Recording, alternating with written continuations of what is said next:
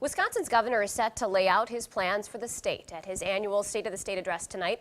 Governor Scott Walker hasn't said much about what he will talk about in his first speech of his second term, only that he will address some big issues. Viterbo Professor Keith Knutson joins us now to talk about what he expects to hear tonight. Thank you so much for being with us. We appreciate it. Pleasure to be with you. What do you anticipate he's going to discuss tonight in the State of the State?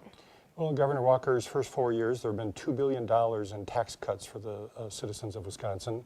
The tax cutting scenario has about run its course now, so now it's time to reduce government expenditures. So one of the big ideas he'll be presenting is consolidating state government departments in order to reduce government expenditures. If he mentions any tax cuts, it's more than likely it will be a continued reduction in property taxes, which has an effect on education. Another issue the governor will talk about, vouchers to private schools, and from his perspective, trying to make public schools more accountable. Yeah, and Common Core as well. Is that something that you anticipate that to be a discussion? I think the Common Core, in my view, is a possibility that the governor may want to take on.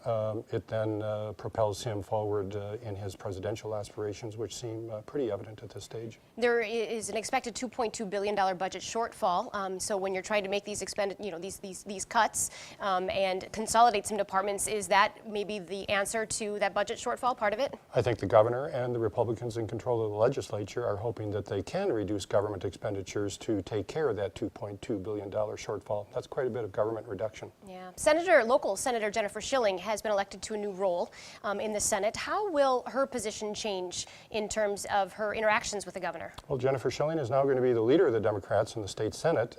She'll be, therefore, perhaps one of the leading critics of the governor, and she's already spoken out about she doesn't want his presidential aspirations to be a distraction for the state.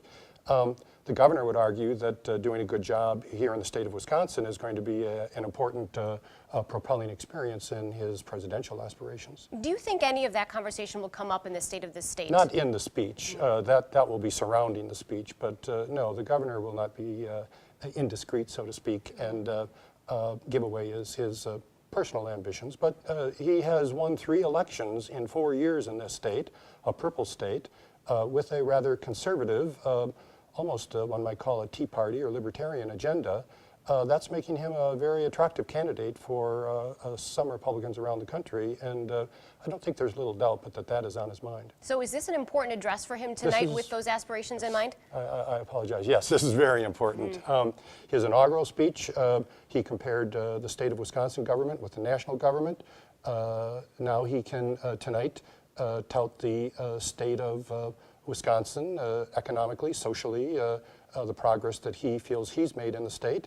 There is a balance to that. Of course, our local newspaper just carried a contrast of Wisconsin and Minnesota, tax raises, tax decreases, and public school investments and accomplishments. So, of course, this is politics, it's a debate, but the governor has a record that he's proud of and that he intends, I think, to take to the country. All right, Mr. Knutson, we're out of time, but thank you so much for that insight. My pleasure. Very helpful.